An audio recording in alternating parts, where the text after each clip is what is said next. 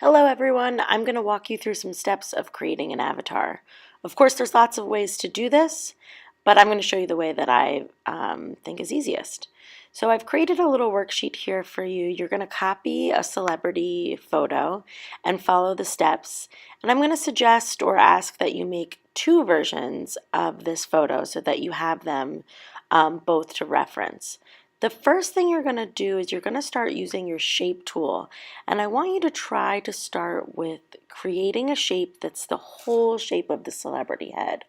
So what I've done is I started with an ellipse, and I'm going to use multiple shapes.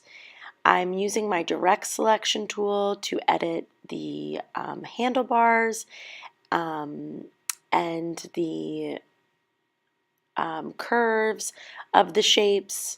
I'm really looking at the shape of the face and actually the entire head as I'm working.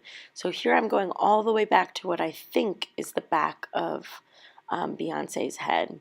And now I'm using the shape builder tool to combine all these shapes together. I'm left over with a little bit extra here that I'm going to delete. And I can use my pen tool to modify as I go. And that way I'm going to have one full, almost face shape that I can work with, or head shape. So here I go. I'm going to delete these little pieces that got left behind when I use Shape Builder. So this is the beginning. I'm going to use the same strategy to find the other shapes within Beyonce's face. So I'm going to need the shape tool, pen tool, pencil tool, direct selection, smooth tool. I'm going to end up using pretty much all of it. So I'm doing a little bit of the hair, which is going to outline her face.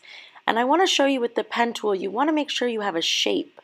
You want to connect it. So oftentimes you have to go back and reconnect it. So you'll see me sort of editing that. And I'm looking for larger shapes. I'm not going to get too into details right now.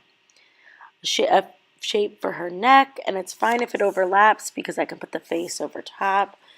I'm going to use the shape tool to do the eyes. And I really like to zoom in while I work. So now I'm using the pencil tool and the smooth tool. And the eyeball is going to sit behind those eyelids, so I can arrange it later once these shapes have fills to do that.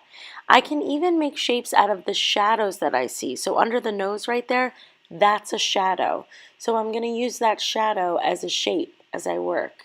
And I'm also going to do that by the eye and the cheek, and even a highlight now on the cheekbone, and then a shadow on the side of the face. And now from here, I can start choosing my color palette. So on the side, you'll see that I have some circles for you, and I'm going to use the eyedropper tool to fill these circles with colors that I see in the face. I want to choose some shadows and some highlights and one sort of base color. And these can change. You can add to them. You can use less. You can use more. You'll see if I look at my layers, I'm going to label the layer that's the face, and I often like to lock it, and I moved the color palette down so I could use it a little bit better. And now I'm going in here and I'm arranging the shapes. So I put the eyeball behind the eyelids, I added an iris, and I'm selecting those shapes and filling them with the colors in my color palette.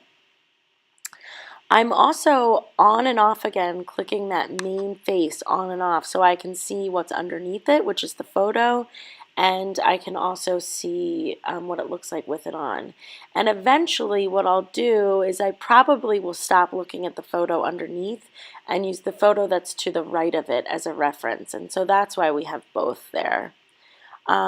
This does take some time and patience. It's not going to look great at first. It's going to look a little bit funky, and that's okay. Keep working on it. It's a work in progress. You're going to do a wonderful job if you take your time. Look for shapes, look for shadows, look for highlights, and really use your color palette and your tools to your advantage. I can't wait to see what you create.